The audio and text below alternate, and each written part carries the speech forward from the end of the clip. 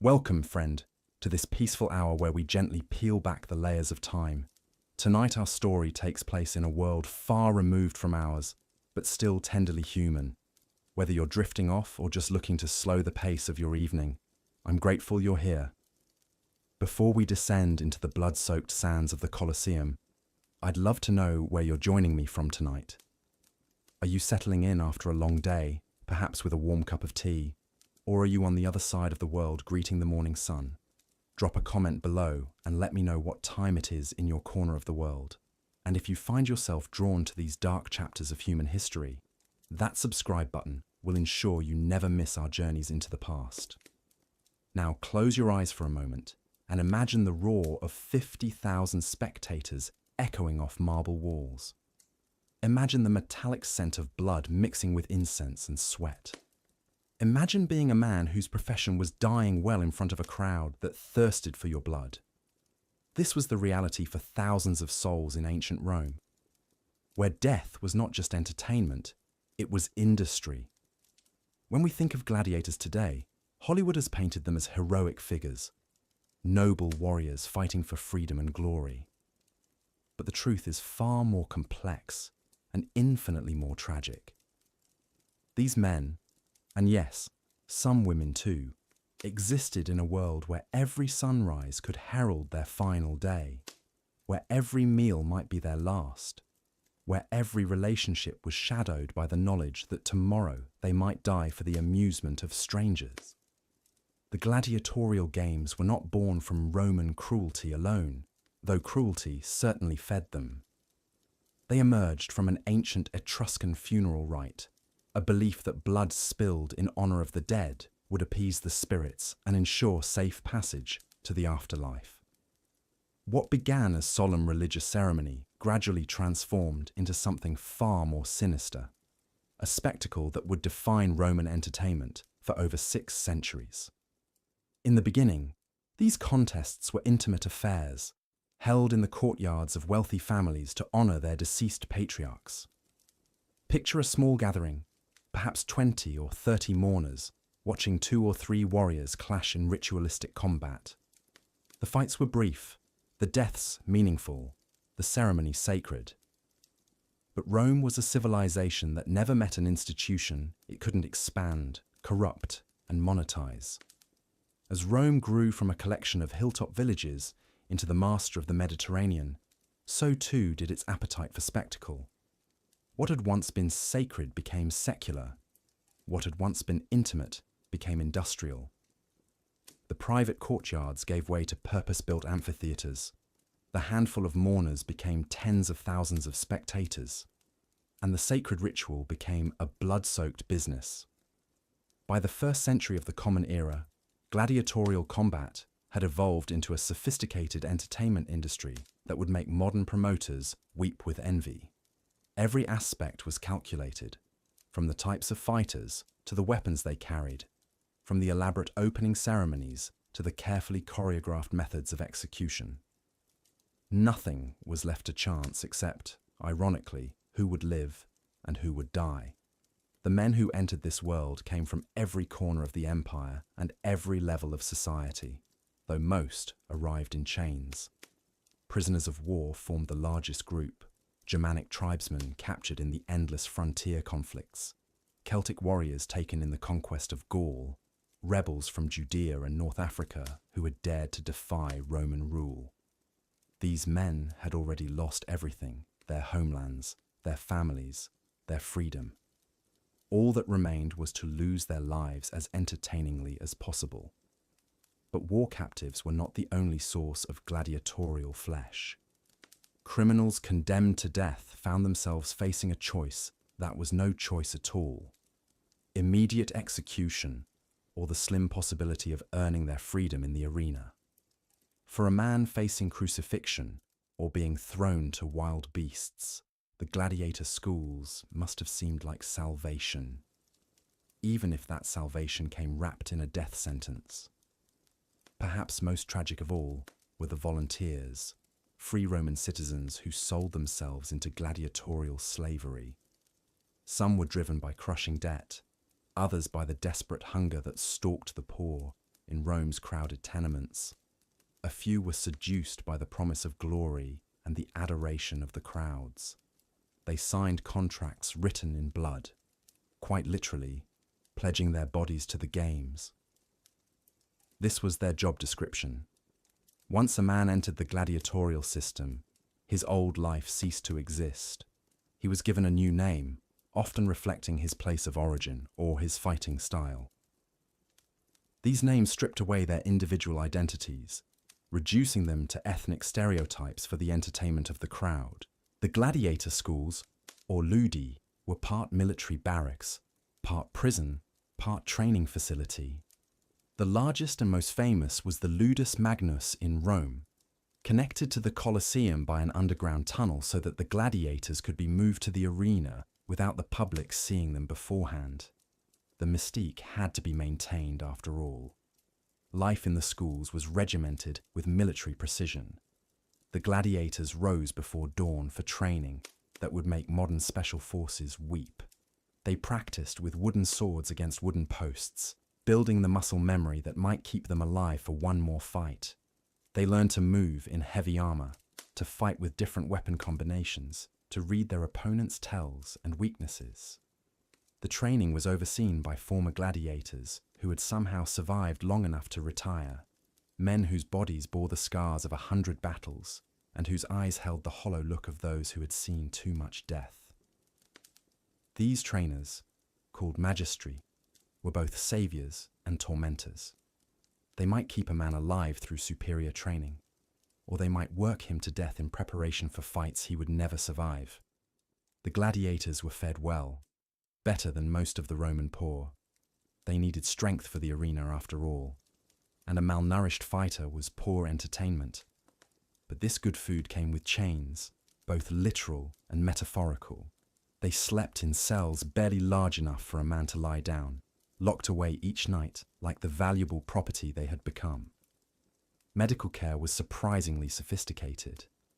The gladiator schools employed some of the best physicians in the empire, men who had learned anatomy from treating wounds that would have killed ordinary patients. These doctors could set bones, stitch cuts, and treat infections with a skill born of necessity. A gladiator who could be healed was an investment worth preserving. But perhaps the cruelest aspect of gladiatorial life was not the physical hardships, but the psychological torture of uncertainty. A gladiator never knew when he would fight, against whom, or with what weapons. He might go months without entering the arena, training endlessly for a battle that never came, only to be thrust into combat with a day's notice against an opponent he had never seen. The weapons and fighting styles were as varied as the men who wielded them. The retiarius fought with a net and trident, his strategy based on entanglement and quick strikes. He wore minimal armor, relying on speed and agility to avoid the crushing blows of more heavily armed opponents. Watching a retiarius fight was like watching a deadly dance, all fluid motion and precise timing. The secutor was the retiarius's traditional opponent, armed with a large rectangular shield, a gladius sword, and a helmet that completely enclosed his head, except for 2 small eye holes. The secutor was built for endurance and protection, designed to outlast the more agile net fighter in a battle of attrition. The murmillo carried the distinctive curved rectangular shield and was armed with a gladius. His helmet was topped with a fish crest, and he was often pitted against the thraex, who fought with a smaller square shield and a curved sword called a sica. These matchups were carefully designed to create compelling drama, each fighting style having advantages and disadvantages that would create uncertainty about the outcome. The Dimachurus fought with 2 swords, a style that required incredible skill and coordination. The Laquearius used a lasso as his primary weapon, attempting to rope his opponent like a cowboy in some deadly rodeo. The Sagittarius was an archer, though bow-armed gladiators were relatively rare since archery was considered less honorable in close combat. Each weapon combination required years of training to master. A gladiator might spend a decade learning the intricacies of his fighting style, only to die in his first real combat, when nerves or bad luck overcame skill and preparation. The schools contained men who were artists of violence, practitioners of a deadly craft that demanded perfection because anything less meant death. The gladiators developed their own culture within the schools, a brotherhood forged in shared suffering and the constant presence of death. They formed intimate relationships, knowing that their friends might be ordered to kill them in the arena. Some gladiators refused to fight their close companions, choosing death over betrayal. Others compartmentalized their emotions, becoming killing machines who could slaughter their best friend in the morning and mourn him in the evening. Romance bloomed even in these dark places. Gladiators formed relationships with each other and with the women who worked in the schools, the cooks, the seamstresses, the occasional female gladiator. These relationships were intense and desperate, love affairs conducted in the shadow of death. Children were sometimes born to these unions, though they too became property of the gladiators' school, destined for the arena if they were boys or slavery if they were girls. Religion provided some comfort in this world of constant death.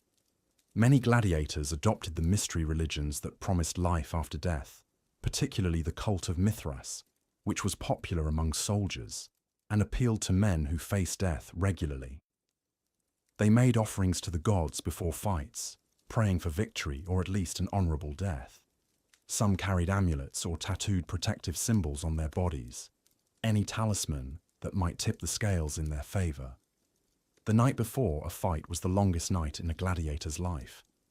Some men spent it in prayer, others in frantic training, still others in whatever pleasure they could find. The gladiator schools provided women for those who could afford them, wine for those who wanted to dull their senses, and quiet corners for those who preferred solitude. Some wrote letters they would never send, to families they would never see again. The morning of the games brought a ritual as old as the gladiatorial tradition itself.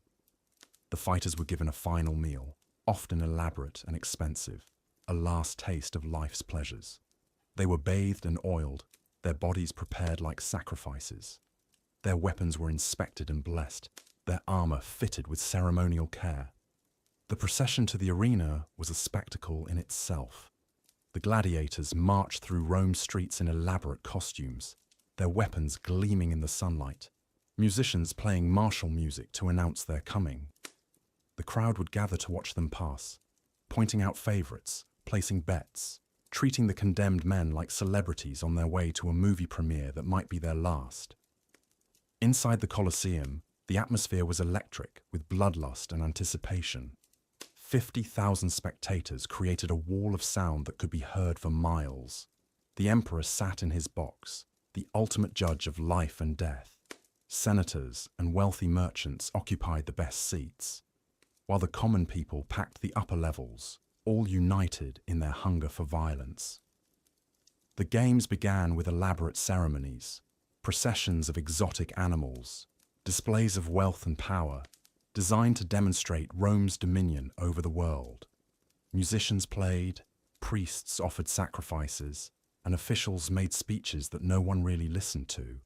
But all of this was just preamble to the main event, the moment when men would die for the entertainment of the crowd. These words, spoken by men who knew they might not live to see another sunset, have echoed through history as perhaps the most chilling greeting ever uttered. The fights themselves were not the crude hack-and-slash affairs that Hollywood often portrays. They were sophisticated displays of martial skill, choreographed to create maximum drama and suspense. The gladiators were valuable investments, and killing them too quickly was poor economics. A good fight might last an hour or more, with multiple pauses for the fighters to rest, receive medical attention, or change weapons. The crowd was not merely passive observers, but active participants in the drama. They cheered for their favorites, booed the cowards, and ultimately held the power of life and death through their reactions. When a gladiator fell, wounded but not dead, the crowd would signal their judgment. Thumbs up meant life, thumbs down meant death, though historians debate the exact gestures used. The emperor made the final decision, but he rarely went against the will of the crowd. A gladiator who had fought bravely, even in defeat, might be spared to fight another day. One who had shown cowardice or fought poorly would likely face the death stroke. The victor would place his foot on his opponent's chest and wait for the signal. If death was decreed, he would drive his sword between his opponent's ribs and into his heart, a quick end to a life spent in service to Rome's hunger for blood. Not every fight ended in death. Many gladiators survived multiple combats, building reputations and fan followings that could eventually lead to freedom. The most successful gladiators became celebrities, their names known throughout the empire. They received gifts from admirers, marriage proposals from wealthy women, and endorsement deals from merchants who wanted to associate their products with famous fighters. But fame was a double-edged sword in the arena.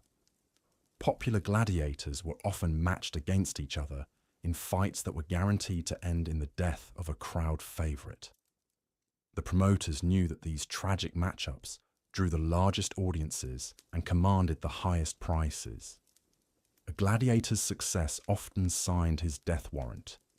The psychological toll of this existence cannot be overstated. These men lived with the constant knowledge that their death was not just possible, but probable, that their lives existed solely for the entertainment of others.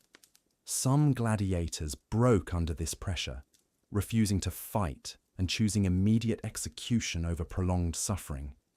Others found a kind of peace in their fate, embracing their role as instruments of death and dying with a dignity that moved even their bloodthirsty audiences. The most famous gladiator revolt in history was led by Spartacus in 73 BCE, a Thracian warrior who escaped from a gladiator school and gathered an army of fellow slaves and gladiators. For 2 years, this slave army defeated Roman legions and terrorized the Italian countryside, proving that the men forced to die for entertainment were capable of much more than their masters had imagined. Spartacus and his followers were eventually defeated and crucified along the Appian Way, their bodies left to rot as a warning to other potential rebels. But their rebellion had shaken Rome to its core, demonstrating that even the most oppressed people could rise up when pushed beyond endurance. The gladiatorial system continued, but it never again seemed as secure or as natural as it had before Spartacus showed that slaves could defeat their masters. The daily reality for most gladiators was far removed from such grand gestures of defiance. They lived quiet lives of desperate hope, training endlessly for fights that might never come, forming relationships that could be severed by the whim of a promoter, dreaming of freedom while preparing for death. They developed their own slang, their own customs, their own ways of finding meaning in a meaningless existence. Some gladiators found purpose in mentoring younger fighters, passing on the skills and knowledge that might keep the next generation alive a little longer. Others lost themselves in philosophy or religion, seeking answers to questions about fate, justice, and the nature of human suffering. A few simply accepted their lot and tried to make each day count, finding small pleasures in good food, friendship, and the satisfaction of mastering their deadly craft. The gladiatorial schools were microcosms of Roman society, complete with their own hierarchies, politics, and social structures. Veteran gladiators commanded respect from newcomers. Successful fighters received better treatment than failures. And even within this world of slaves and condemned men, some found ways to accumulate wealth and influence. The lanista, the owner of a gladiator school, was often a former gladiator himself, a man who had fought his way to freedom and then built a business on the backs of men in the same position he had once occupied. These men understood the psychology of their fighters better than anyone, knowing exactly how much hope to provide, how much fear to instill, and how much comfort to allow. The relationship between gladiator and lanista was complex and often contradictory. The lanista needed his fighters to be skilled and motivated, but not so much that they would rebel or try to escape. He provided them with good food, medical care, and even luxuries like wine and women, but always within the context of their enslavement. It was a careful balance between carrot and stick, comfort and control. Training in the gladiator schools was not limited to combat skills. The fighters learned to perform, to play to the crowd, to understand that their survival depended not just on their ability to fight, but on their ability to entertain. They practiced dramatic gestures, learned to milk applause, and studied the psychology of crowds. A gladiator who could make the audience love him had a much better chance of receiving mercy when he was defeated. The gladiators also learned to die well, a skill that was perhaps more important than learning to kill. A man who faced death with courage and dignity could win the respect of the crowd even in defeat, while a coward who begged for mercy would likely be shown none. The Roman concept of honor demanded that a man meet his fate without flinching, and gladiators who embodied this ideal became heroes even in death. The weapons used in gladiatorial combat were works of art as much as instruments of death. The finest smiths in the empire crafted swords, shields, and armor specifically for the arena, creating pieces that were both functional and beautiful. A gladiator's equipment was often worth more than most Romans earned in a year, and losing or damaging it could result in severe punishment. The different fighting styles were not just random variations, but carefully designed systems that created compelling matchups. The heavily armored secutor was slow but nearly invulnerable to most attacks, while the lightly armed retiarios was fast but vulnerable to a single solid blow. The Thraex, with his curved sword and small shield, was a middle ground between offense and defense, capable of adapting to different opponents and situations. These fighting styles were often associated with different regions of the empire, playing into Roman stereotypes about foreign peoples. The Gallic gladiators were seen as fierce but undisciplined, the Germanic fighters as strong but stupid, the Eastern gladiators as quick but cowardly. These ethnic characterizations added another layer of drama to the fights, allowing the audience to cheer for or against entire peoples through their gladiatorial representatives. The medical care provided to gladiators was surprisingly advanced for its time. Gladiator school physicians developed techniques for treating wounds that would not be seen again until modern times. They understood the importance of cleanliness in preventing infection, used sophisticated surgical tools, and even performed early forms of plastic surgery to repair facial injuries that might make a gladiator less appealing to crowds. These doctors kept detailed records of injuries and treatments, creating the first systematic studies of sports medicine. They knew which injuries were likely to be fatal, which could be treated successfully, and how long recovery would take. This knowledge was valuable not just for treating gladiators, but for understanding human anatomy and physiology in general. The psychological support provided to gladiators was less sophisticated, but no less important. The schools employed priests, philosophers, and even entertainers to help maintain morale among the fighters. These men understood that a gladiator's mental state was just as important as his physical condition, and they worked to keep the fighters focused and motivated despite the hopelessness of their situation. Religion played a crucial role in gladiatorial life, providing both comfort and explanation for their suffering.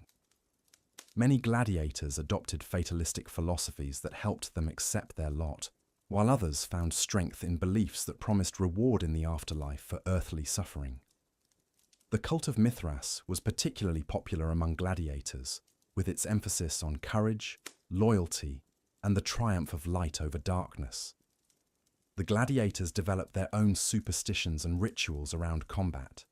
Some would only fight with weapons that had been blessed by specific priests. Others insisted on wearing particular amulets or performing certain ceremonies before entering the arena. These rituals provided psychological comfort and a sense of control in a situation where they had very little actual power over their fate. The relationship between gladiators and the Roman public was complex and contradictory. The same people who cheered for a gladiator's death would also worship him as a hero if he survived long enough to become famous. Gladiators were simultaneously the lowest members of society and its greatest celebrities, despised for their status as slaves, but admired for their courage and skill. Women in particular seemed drawn to gladiators, despite or perhaps because of their dangerous lifestyle. Wealthy Roman matrons would pay enormous sums for the sexual services of famous fighters, and some even divorced their husbands to run away with gladiators. This fascination with dangerous men was seen as a symptom of Roman moral decay by conservative commentators, but it persisted throughout the gladiatorial era. The gladiatorial games were expensive to produce, requiring enormous investments in facilities, equipment, and personnel. A single day of games could cost more than some cities spent in a year, and the pressure to provide increasingly elaborate spectacles led to financial ruin for many would-be promoters. Only the wealthiest Romans could afford to sponsor major gladiatorial events, and even they often went into debt to pay for them. The economics of gladiatorial combat created a complex web of relationships between promoters, trainers, gladiators, and spectators. Successful gladiators could command appearance fees that rivaled those of modern sports stars, while promising newcomers were bought and sold like any other commodity. Betting on gladiatorial contests was enormous business, with some Romans wagering their entire fortunes on the outcome of a single fight. The gladiatorial system also created employment for thousands of people who never set foot in the arena. Trainers, doctors, weaponsmiths, armor makers, animal handlers, musicians, and countless others made their living from the games. Entire industries developed around gladiatorial combat, making it an integral part of the Roman economy. The decline of gladiatorial combat was gradual and complex, involving changes in Roman religion, economics, and social values. The rise of Christianity played a role, as the new religion's emphasis on the sanctity of human life conflicted with the casual slaughter of the arena. Economic factors were also important, as the cost of maintaining the gladiatorial system became increasingly difficult to justify as the empire faced financial crises. The last recorded gladiatorial games were held in the early 5th century CE, more than 6 centuries after the first contests honouring Etruscan dead. By then, the Roman Empire itself was crumbling, and the elaborate infrastructure that had supported the games was no longer sustainable. The great amphitheatres fell into ruin, their stones carted away to build churches and houses for a new age. But the memory of the gladiators lived on, embedded in human consciousness, as symbols of both human cruelty and human courage. These men who faced death daily for the entertainment of others became legends, their names and stories passed down through generations that could barely imagine the world in which they lived and died. Today, as we look back on the gladiatorial games from the comfort of our modern world, it's easy to condemn them as barbaric relics of a less civilized time. But perhaps we should also remember that these men, forced into an impossible situation, often face their fate with a dignity and courage that would be admirable in any age. They remind us that even in the darkest circumstances, human beings can find ways to maintain their humanity and honor. The gladiators who walked into the arena knowing they might not walk out again teach us something profound about the human condition. They show us that people can adapt to almost any circumstance, find meaning in the most meaningless situations, and maintain hope even when hope seems impossible. Their story is ultimately not just about ancient Rome, but about the resilience of the human spirit in the face of overwhelming adversity. As we close this exploration of their world, perhaps we should spare a thought for these forgotten warriors who died so long ago for the entertainment of crowds that have themselves been dust for 15 centuries. They lived each day knowing it could be their last, and in doing so, they perhaps understood something about the preciousness of life that we, in our comfortable modern existence, sometimes forget.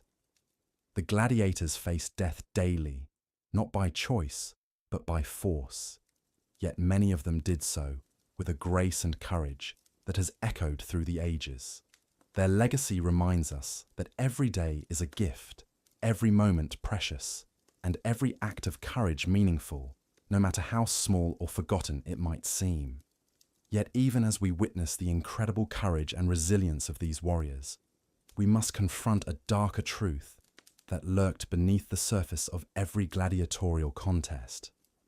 The economic machinery that drove these spectacles was vast and unforgiving, a complex web of greed and exploitation that stretched far beyond the arena walls.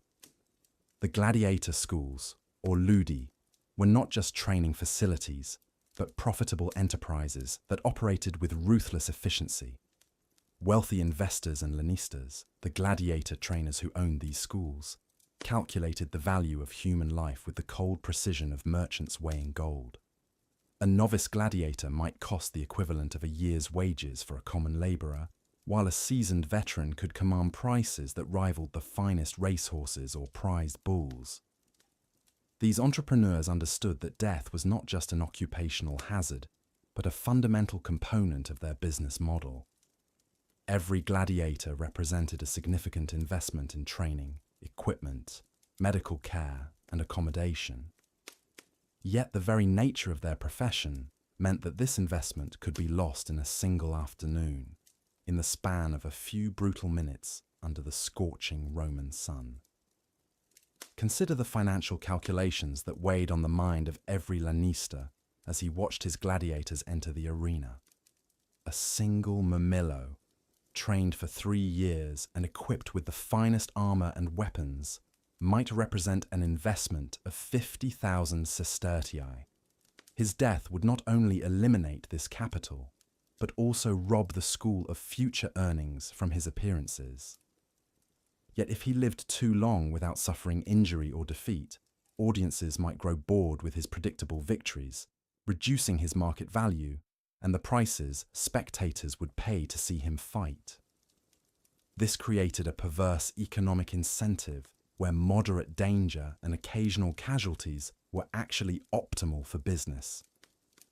The lanista needed his gladiators to survive long enough to recoup their training costs and generate profit, but not so long that they became stale entertainment. Death had to remain a genuine possibility, visceral and immediate, or the crowds would lose interest and seek their thrills elsewhere. The gladiators themselves were acutely aware of their position as living commodities in this brutal marketplace.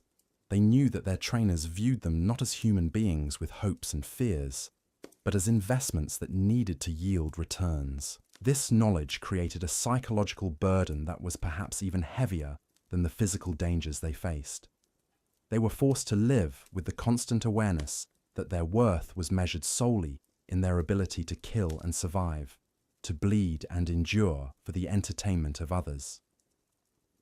The most successful gladiators developed a complex relationship with this commodification of their existence. Some, like the legendary Spartacus, eventually rebelled against it entirely, choosing to risk everything in a desperate bid for freedom rather than continue as property in the gladiatorial machine. Others found ways to work within the system, leveraging their popularity and skill to negotiate better conditions, finer equipment, or the possibility of eventual manumission. But for the vast majority, there was no escape from the fundamental reality that they were expendable assets in someone else's business venture. Their daily training was designed not just to keep them alive, but to make them more valuable as entertainment. Every technique they mastered, every scar they earned, every victory they achieved only served to increase their market price and extend their usefulness to their owners. The crowd's bloodlust was carefully cultivated and maintained by this economic system. Promoters understood that spectators needed to believe they were witnessing genuine mortal combat, not choreographed entertainment. This meant that real deaths had to occur with sufficient frequency to maintain credibility, even though each death represented a significant financial loss. The challenge was finding the optimal balance between authentic danger and business sustainability. The Gladiators' equipment itself reflected these economic considerations. While their armor and weapons were often elaborate and expensive, they were designed as much for spectacle as for protection. A gladiator's helmet might feature intricate engravings and precious metal inlays that served no defensive purpose, but added to the visual drama of combat. Their shields bore colorful designs that helped spectators distinguish between fighters and identify their favorites, turning each man into a branded commodity. Even the medical care provided to gladiators was calculated with profit in mind. The finest physicians were employed at the major schools, not out of compassion, but because healthy gladiators were more valuable than injured ones. These doctors developed sophisticated techniques for treating wounds and injuries, innovations that would later benefit Roman medicine as a whole. Yet, their primary concern was always returning their patients to fighting condition as quickly as possible, regardless of the long-term consequences to their health and well-being. The psychological toll of existing within this system cannot be overstated. Gladiators were forced to form bonds of friendship and brotherhood with men they might be required to kill in the arena. They shared meals, training, and quarters with individuals who could become their opponents in a matter of days or weeks. This created an emotional strain that few modern minds can truly comprehend. Many gladiators developed rituals and coping mechanisms to deal with this psychological burden. Some turned to religion, finding solace in the worship of gods who they believed might protect them or grant them courage in battle.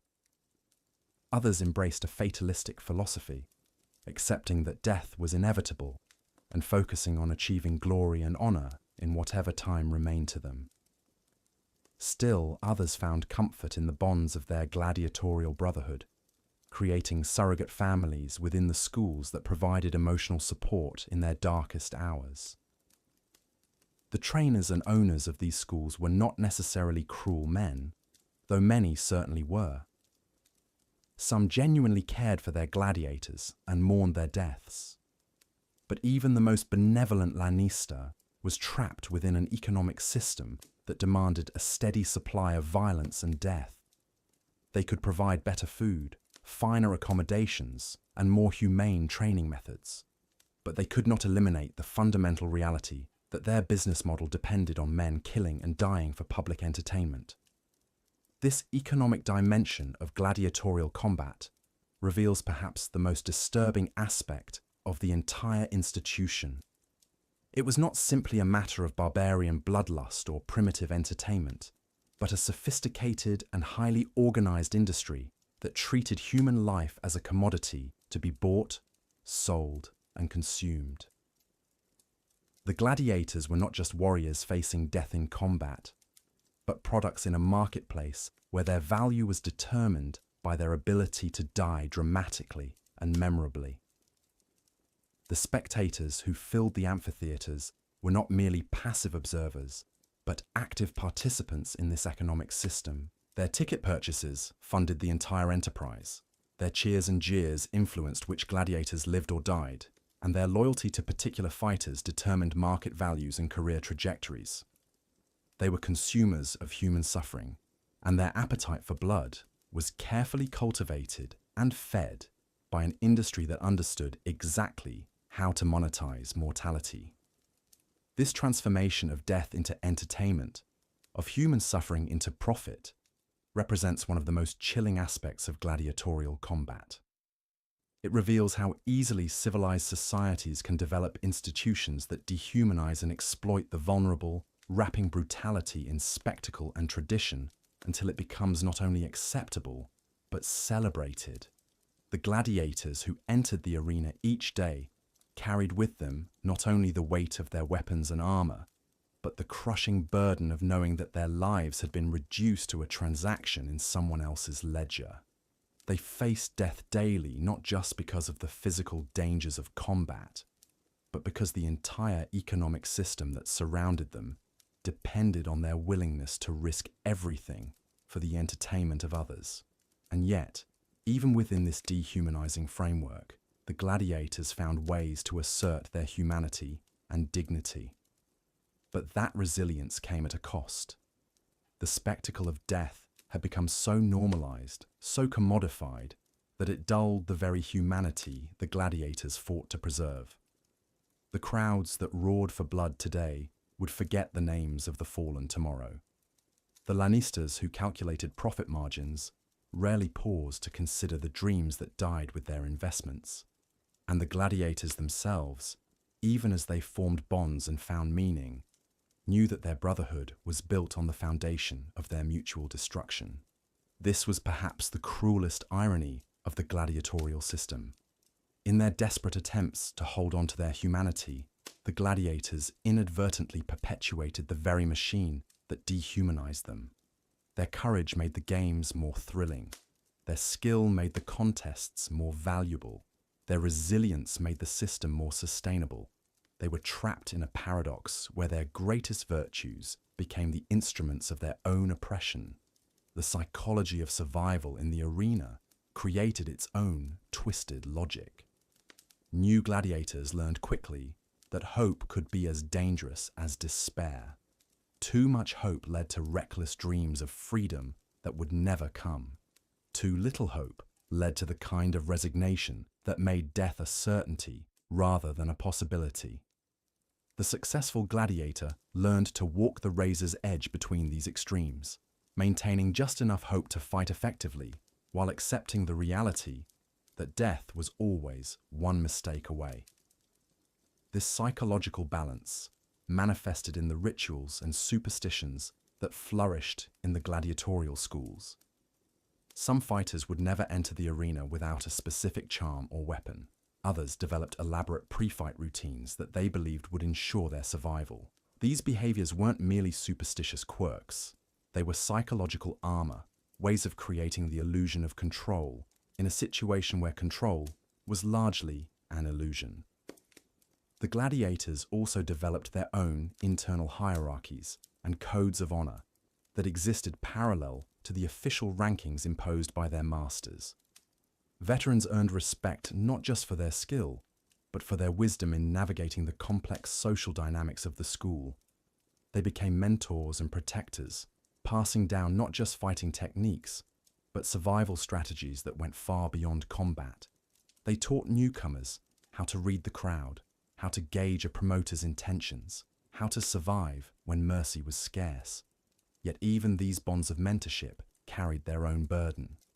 Veterans knew that every student they trained might one day face them in the arena. Every technique they taught might be turned against them.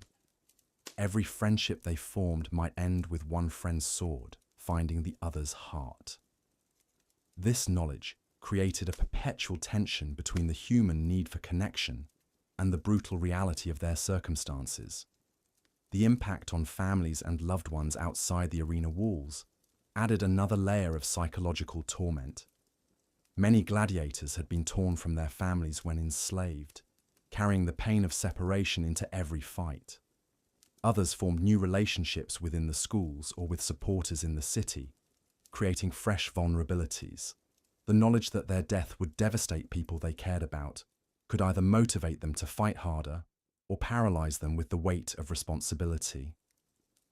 Some gladiators found solace in philosophy, particularly the Stoic teachings that emphasized acceptance of fate and the pursuit of virtue regardless of circumstances. Marcus Aurelius himself had written about the gladiators, noting how they faced death with dignity, while lesser men cowered from minor inconveniences. This philosophical framework provided a way to transform their suffering into something meaningful, to see their struggles as a form of spiritual discipline rather than mere brutality. The religious dimension of gladiatorial combat also offered psychological refuge for many fighters. They could frame their battles as sacrifices to the gods, their deaths as offerings that maintained the cosmic order. This spiritual interpretation transformed them from mere entertainers into participants in sacred ritual, elevating their suffering to a higher plane of meaning. The munera, after all, had originated as funeral rites, and many gladiators drew comfort from this connection to the divine. But perhaps the most profound psychological adaptation was the development of what we might call arena consciousness, a mental state that existed only within the confines of combat. In this state, gladiators reported a heightened awareness where time seemed to slow, where they could read their opponent's intentions with supernatural clarity, where fear transformed into a kind of transcendent focus. This state was both their salvation and their curse, for while it enabled them to survive, it also separated them further from ordinary human experience. The transition back to normal consciousness after each fight was jarring and often traumatic. Gladiators described feeling like strangers in their own bodies, struggling to reconcile the person who had just fought for their life with the person who now sat in their cell, contemplating what they had done. Some never fully made this transition, remaining perpetually suspended between their arena selves and their human selves, neither fully alive nor truly dead. This psychological fragmentation was compounded by the way society viewed them. They were simultaneously celebrated and reviled, desired and feared, admired and pitied. Women of high society might lavish attention on successful gladiators, while their husbands condemned the same men as worthless slaves. Children might idolize their fighting prowess, while their parents warned against following such a path. This contradictory social position left many gladiators feeling like they existed in a liminal space, belonging fully to neither the world of the free nor the world of the enslaved. The few gladiators who did achieve freedom often struggled to adapt to life outside the arena. The skills that had kept them alive in combat had little application in civilian life. The hypervigilance that had been essential for survival became a burden in peaceful settings. The brotherhood they had known in the schools was replaced by the isolation of trying to integrate into a society that viewed them with a mixture of awe and suspicion. Many freedmen found themselves drawn back to the gladiatorial world, working as trainers or guards, unable to fully escape the only life they had known. The economic reality also shaped the psychological landscape of the gladiators. They understood that their value was entirely dependent on their ability to provide entertainment. A gladiator who fought too defensively might survive longer, but would lose the crowd's favor, leading to reduced rations, poorer equipment, and eventually more dangerous opponents. Conversely, a gladiator who fought with spectacular aggression might win the crowd's adoration, but also attract more skilled opponents, eager to prove themselves against a popular fighter. Every choice carried risks that extended far beyond the immediate fight. This commodification of courage created its own form of psychological warfare. Gladiators had to constantly balance authenticity with performance, genuine emotion with calculated showmanship. They learned to manufacture rage when they felt fear, to project confidence when they were terrified, to turn their very suffering into entertainment. This performative aspect of their existence added yet another layer of alienation from their true selves. The gladiatorial system also exploited the human capacity for adaptation in ways that were both remarkable and tragic. Fighters developed an almost supernatural ability to compartmentalize trauma, to function effectively despite having witnessed and participated in horrific violence. This adaptation was necessary for survival, but it came at the cost of emotional numbness that could never be fully reversed. They became experts at living with contradiction, at finding meaning in meaninglessness, at maintaining hope in hopeless circumstances. The stories that emerge from the gladiatorial schools speak to this complex psychology. Tales of fighters who wept for their fallen opponents even as they struck the killing blow. Accounts of veterans who trained newcomers with paternal care while knowing they might be forced to kill them. descriptions of men who fought with savage intensity in the arena, but showed tender compassion in their daily interactions. These contradictions weren't signs of hypocrisy, but evidence of the extraordinary psychological flexibility required to survive in such an environment. Human resilience. The gladiator stepped into the arena, but his survival depended on more than just his skill with a blade. Every dawn brought a fresh reminder that death was not merely possible, it was probable, engineered, and profitable. While spectators cheered for blood, the fighters themselves navigated a labyrinth of calculated brutality where their lives hung in the balance not just during combat, but in every waking moment of their existence. The economic machinery surrounding gladiatorial combat transformed human lives into commodities with precise market values. Trainers invested heavily in their fighters, calculating the delicate balance between a gladiator's fighting potential and their expendability. A promising novice might receive better food and medical attention than a veteran whose reflexes had begun to slow. But this care was never about compassion. It was about return on investment. The more skilled a gladiator became, the more valuable they grew. Yet paradoxically, the more dangerous their matches became, as promoters sought to maximize the spectacle and profit from their abilities. This commodification created a perverse incentive structure where death was not just an occupational hazard, but a selling point. Promoters understood that audiences craved authentic mortal danger, not theatrical pretense.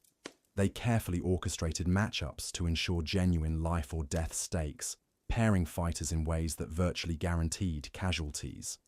A gladiator might face an opponent specifically chosen to exploit their weaknesses, or find themselves thrust into scenarios where survival required not just defeating one enemy, but multiple adversaries in succession. The economics were ruthless. A spectacular death could generate more revenue than a routine victory. The gladiators themselves developed sophisticated coping mechanisms to function within this system of institutionalized mortality. Many adopted fatalistic philosophies, viewing each day as borrowed time and each sunrise as an unexpected gift. They created elaborate rituals before combat, not just for luck, but to achieve a mental state where death became acceptable, even welcome. Some fighters spoke of entering an almost meditative trance during battle, where the fear of dying dissolved into a strange peace with whatever outcome awaited them. These psychological adaptations extended beyond individual fighters to create a unique subculture within the gladiatorial schools. Veterans mentored newcomers, not just in combat techniques, but in the mental preparation for mortality.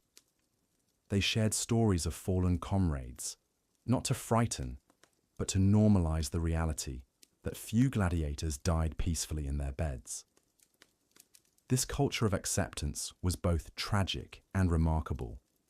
Human beings learning to function at peak performance while constantly aware that each performance might be their final one. The training regimens themselves reflected this daily dance with death. Gladiators practiced not just how to kill efficiently, but how to die with dignity. They learned to fall gracefully when mortally wounded, to acknowledge the crowd's verdict with composure, and to face the final thrust with courage. The schools taught them that a good death could earn posthumous respect and ensure their memory lived on, while a cowardly end would be quickly forgotten. This education in dying was as rigorous as their education in killing. Medical attention in the gladiatorial schools operated under the constant shadow of expendability. Physicians treated injuries with the understanding that they were prolonging lives temporarily, not preserving them indefinitely. A gladiator with a career-ending injury might receive minimal care, deemed no longer worth the investment. Those who showed promise received the best available treatment, but always with the knowledge that they were being healed only to face mortal danger again. The medical staff became complicit in this cycle, skilled at patching up human beings to be fed back into the machinery of death. The social dynamics among gladiators were profoundly shaped by the omnipresence of mortality. Friendships formed quickly and intensely, as men facing death together developed bonds that transcended normal social barriers. Yet these same friendships were constantly tested by the possibility that today's training partner might become tomorrow's mortal enemy in the arena. Some gladiators chose emotional isolation, refusing to form attachments that would make killing or dying more painful. Others embraced connection despite the risk, finding that human bonds made their precarious existence more meaningful. The influence of the crowd added another layer to this daily confrontation with death. Gladiators understood that their survival often depended not just on their fighting skills, but on their ability to entertain. A crowd that found a fighter boring or unsympathetic would readily call for their death, while one that was properly entertained might show mercy. This meant that gladiators had to be performers as well as warriors, constantly aware of their audience and skilled at manipulating crowd emotions, even while engaged in mortal combat. Religious and superstitious practices proliferated among gladiators as they sought any possible advantage against death. Many carried amulets, performed elaborate pre-fight rituals, or made offerings to various gods. These practices served both practical and psychological functions. While the gods might or might not intervene, the rituals provided structure and a sense of control in situations where control was largely illusory. The gladiators created their own mythology around death, developing beliefs about honorable versus dishonorable endings, the fate of warriors' souls, and the proper way to approach one's final moments. The administrators of gladiatorial games became experts in calibrating mortality rates to maximize both spectacle and economic sustainability. Too few deaths would disappoint audiences and reduce attendance, while too many would deplete the expensive trained fighter pool too quickly. They developed sophisticated systems for managing this balance, using preliminary matches with less valuable fighters to satisfy bloodlust, while preserving star gladiators for longer careers. Even mercy became a calculated decision, designed to create dramatic moments that would enhance the overall entertainment value. Female gladiators, though less common, faced additional layers of complexity in their relationship with death. Society's expectations about feminine behavior clashed with the brutal realities of the arena, creating unique psychological pressures. Some female fighters embraced a warrior identity that transcended traditional gender roles, while others struggled with the contradiction between their training as women and their profession as killers. Their deaths were often seen as particularly exotic entertainment, adding another dimension to their daily confrontation with mortality. The veterans who survived multiple years in the arena developed a particular wisdom about death that set them apart from both newcomers and the general population. They had seen so many companions die that death lost some of its terror while simultaneously becoming more real and immediate. These survivors often became philosophers of mortality, understanding life's fragility in ways that those who lived safer existences could never comprehend. Their hard-won insights about facing death shaped the culture of entire gladiatorial schools. The moment-to-moment experience of living under constant death threat created a heightened awareness that transformed how gladiators experienced existence itself. Colors seemed more vivid, food tasted more intense, and simple pleasures like warmth or rest became profound experiences. This intensification of sensation was both a gift and a burden. While it made their limited time more meaningful, it also made the prospect of losing these heightened experiences more painful. The gladiatorial system's relationship with death was ultimately a reflection of broader societal attitudes about human value, entertainment, and mortality. It revealed how easily civilized people could become complicit in systematic killing when it was properly packaged and presented. The gladiators themselves became unwilling philosophers, forced to confront questions about courage, meaning, and dignity that most people could avoid. Their daily dance with death illuminated both the worst and best aspects of human nature: the capacity for cruelty and the remarkable ability to find meaning and maintain dignity even in the most dehumanizing circumstances. In this arena of calculated mortality, every sunrise represented not just another day of life, but another step closer to an almost inevitable violent end. The arena erupted with a bone-chilling roar as Marcus adjusted his grip on the gladius, sweat mixing with sand beneath his calloused feet. 20,000 spectators screamed for blood while he stared across the dusty floor at his opponent, knowing that in mere moments, one of them would be dead. This was not mere entertainment. This was the calculated machinery of death that kept the Roman Empire's bloodlust satisfied, and Marcus was just another cog in that merciless wheel. The gladiatorial system wasn't born from Roman sadism alone. It evolved from ancient funeral rites where prisoners of war were sacrificed to honor the dead. But by the height of the empire, it had transformed into something far more sinister: a massive economic engine that turned human suffering into profit. The Romans didn't just want to watch men die, they wanted to watch them die beautifully, skillfully, with the kind of choreographed violence that would make the gods themselves applaud. Every gladiator who stepped into that arena carried with him the weight of a system designed to extract maximum drama from human mortality. The lanista, or gladiator trainer, wasn't interested in keeping his fighters alive out of compassion. He was protecting an investment. A skilled gladiator represented years of training, thousands of denarii in equipment, and the potential for enormous gate receipts. Yet paradoxically, the crowd demanded real death, authentic terror, genuine blood, soaking into the sand. This created a fascinating economic tension. Dead gladiators generated no future revenue, but fights without mortal stakes bored the audience. The solution was elegantly brutal.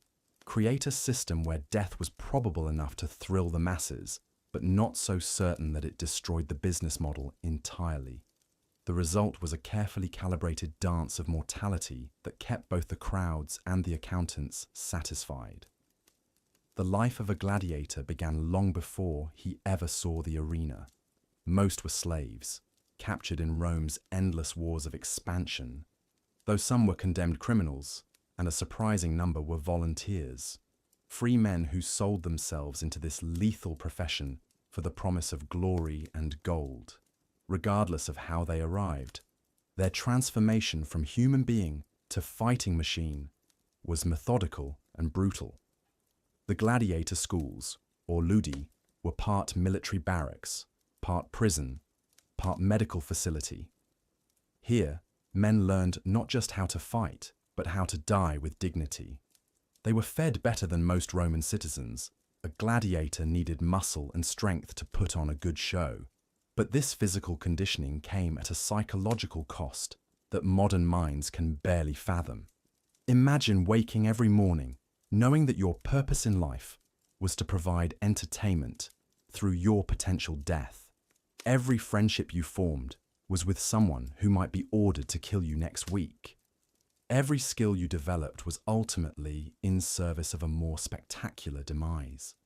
The gladiators developed their own culture, their own codes of honor, their own ways of finding meaning in an existence that treated them as expensive livestock.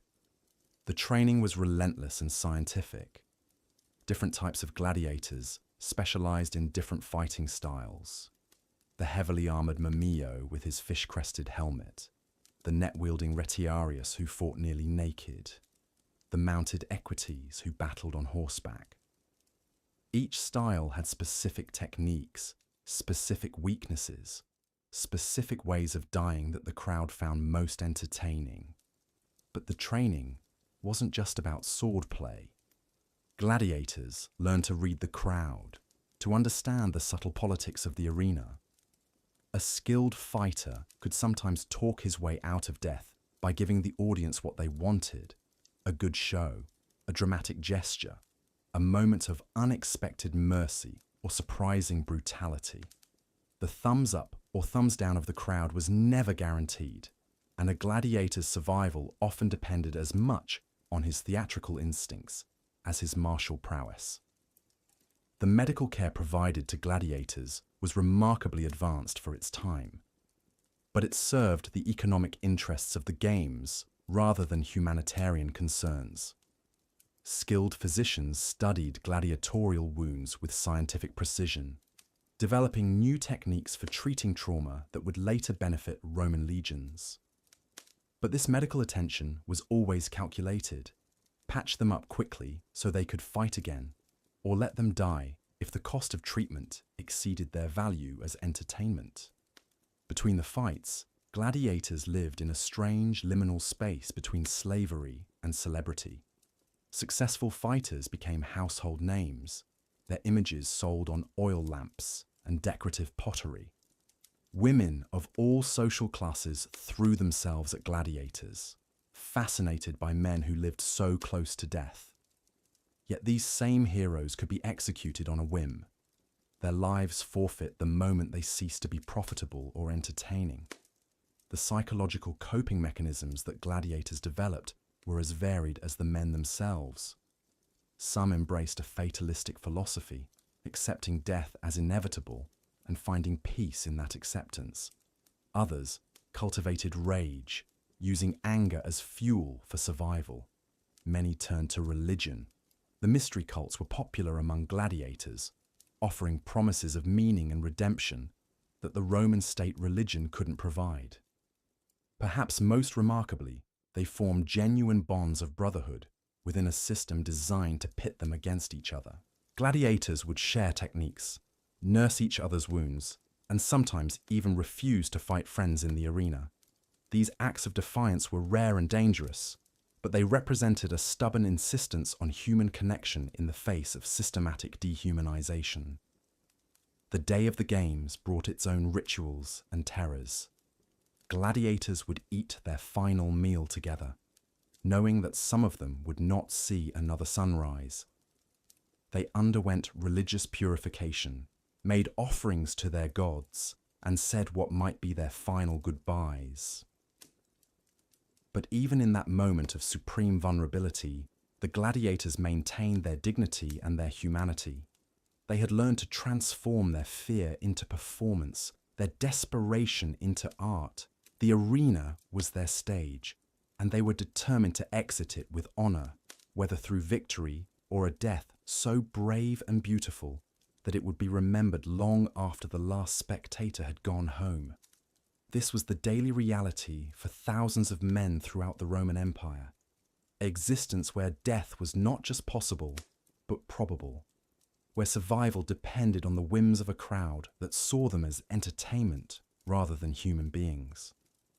But this calculated dance between death and profit was only one layer of the brutal machine that consumed gladiators daily. Because beyond the economic calculations, beyond the careful choreography of violence for entertainment, lay something far more insidious: the psychological warfare that these fighters endured every single day of their lives. Picture this: you wake up in a cramped cell, your body already aching from yesterday's training wounds. The first sound you hear isn't birdsong or the gentle murmur of a peaceful morning. It's the screaming. Always the screaming. Sometimes it's the raw agony of a gladiator having his wounds cauterized with red-hot iron. Other times it's the primal roar of a man losing his mind, finally snapping under the relentless pressure of knowing that today might be the day he dies for someone else's amusement. This wasn't just physical brutality. This was a systematic destruction of the human psyche, engineered with surgical precision by a society that had turned human suffering into the highest form of entertainment. every aspect of a gladiator's existence was designed to break them down mentally before they ever stepped foot in the arena. The Romans understood something that modern psychologists are only now beginning to grasp. The anticipation of death is often more torturous than death itself, and they weaponize this knowledge with ruthless efficiency. Gladiators weren't just told they might die. They were forced to live in a constant state of suspended execution, never knowing if the next sunrise would be their last. Think about the mind games involved here. These men would spend months, sometimes years, training alongside fellow gladiators. They'd eat together, sleep in adjacent cells, share stories of their former lives. They'd form bonds that in any other context would be called friendship, even brotherhood. And then, without warning, they'd be told that tomorrow they would try to kill each other while thousands of spectators cheered for blood. The lanista, the gladiator trainer, was a master of psychological manipulation. He knew exactly how to push each fighter to their breaking point without completely destroying their will to fight. Too much pressure, and the gladiator would become suicidal, useless in the arena. Too little, and they might retain enough hope to attempt escape or rebellion. It was a delicate balance, and these trainers had perfected it over generations. They would use isolation as a weapon. A gladiator who showed signs of forming too strong a bond with his fellow fighters might suddenly find himself moved to solitary confinement for weeks. The message was clear: trust no one, rely on no one, because everyone around you is either trying to kill you or profit from your death. But perhaps the most diabolical aspect of this psychological torture was how the Romans convinced many gladiators that their suffering had meaning. They created elaborate mythologies around gladiatorial combat, painting these death matches as sacred rituals that honored the gods and demonstrated Roman virtue. They told the gladiators that their deaths would be glorious, that they would achieve a form of immortality through their courage in the arena. Some gladiators, broken by years of this indoctrination, actually began to believe it. They would volunteer for the most dangerous fights, convinced that dying spectacularly in the arena was preferable to the slow, psychological death of continued captivity. The Romans had achieved the ultimate victory. They had convinced their victims to participate willingly in their own destruction, and the crowd played their part in this psychological warfare too. The spectators weren't just passive observers, they were active participants in the mental torture of the gladiators. Their cheers and jeers could determine whether a fallen fighter lived or died. They held the power of life and death in their collective voice, and they wielded it with the casual cruelty of children pulling wings off flies. Imagine being a gladiator, wounded and defeated, lying in the sand while your life hung in the balance based on whether the crowd thought you had entertained them sufficiently. The humiliation was almost unbearable. These were men who had once been warriors, farmers, free citizens. Now they were reduced to begging for their lives from people who saw them as nothing more than exotic animals performing tricks. The gladiators developed coping mechanisms, of course. They had to, or they would have gone completely insane. Some turned to religion, desperately clinging to beliefs that promised them something better in the afterlife. Others embraced a kind of fatalistic philosophy, accepting their fate with stoic resignation. A few even found twisted pride in their skills as killers, convincing themselves that they were artists of death, craftsmen of violence. But the most common coping mechanism was perhaps the most tragic. They learned to disconnect emotionally from their own lives. They would speak of themselves in the third person, as if their bodies belonged to someone else. They would plan for futures they knew they would never see, discussing what they would do when they earned their freedom, even though they knew the chances of survival were infinitesimally small. This emotional detachment became so complete that many gladiators seemed almost zombie-like outside the arena. Visitors to gladiator schools often commented on how eerily calm and quiet these men were, how they moved through their daily routines with mechanical precision, showing no emotion, no spark of the humanity that should have been their birthright. The women who became gladiators faced an additional layer of psychological torture. They were not only fighting for their lives, but also battling against the deeply ingrained Roman belief that women were inherently weak and unsuited for combat. Every victory was dismissed as a fluke. Every defeat was seen as proof of feminine inferiority. They had to prove themselves worthy of respect over and over again, knowing that no amount of skill or courage would ever truly change how society viewed them. And then there were the gladiators, who were forced to fight in elaborate historical reenactments, dressed as famous warriors from Rome's past or mythological figures. They were required to die in specific ways, following predetermined scripts that turned their real deaths into theatrical performances. Imagine the psychological impact of being told not just that you must die, but exactly how you must die, all for the entertainment of people who would forget your name before they finished their wine. The most insidious part of this entire system was how it was presented to the Roman public as normal, even virtuous. Children grew up attending gladiatorial games as casually as modern children go to baseball games. They learned to associate human suffering with entertainment, violence with virtue, death with glory. The psychological damage wasn't limited to the gladiators themselves. It infected entire generations of Romans who became increasingly desensitized to brutality. Some gladiators tried to maintain their sanity by holding on to memories of their former lives. They would whisper stories of their families, their homes, their dreams to anyone who would listen. But even these memories became weapons against them. The trainers would learn about their loved ones and use that knowledge to manipulate them. A gladiator might be told that his wife had remarried, that his children had forgotten him, that he was already dead to everyone who had ever mattered to him. The suicide rate among gladiators was astronomical, though the Romans rarely recorded these deaths accurately. They preferred to maintain the fiction that gladiators died only in glorious combat, not in the dark corners of their cells, overwhelmed by despair.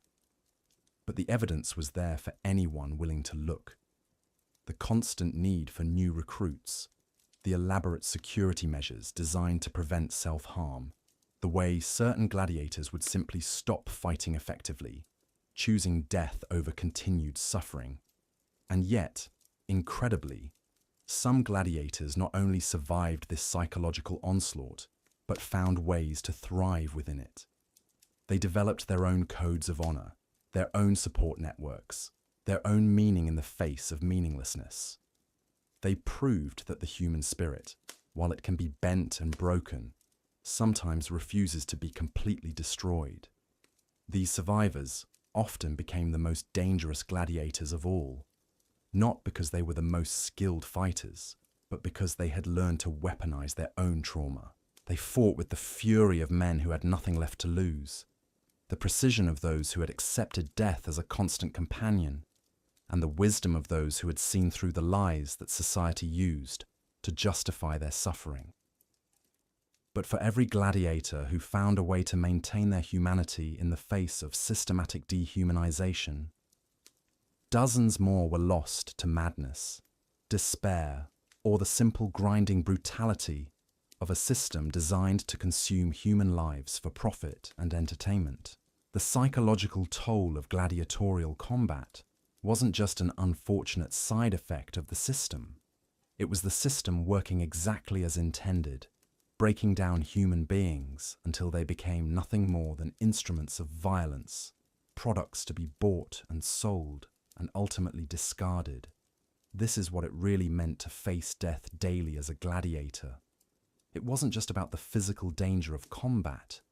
It was about having your very identity, your sense of self, your connection to your own humanity, systematically stripped away until death in the arena seemed not like a tragedy, but like a mercy.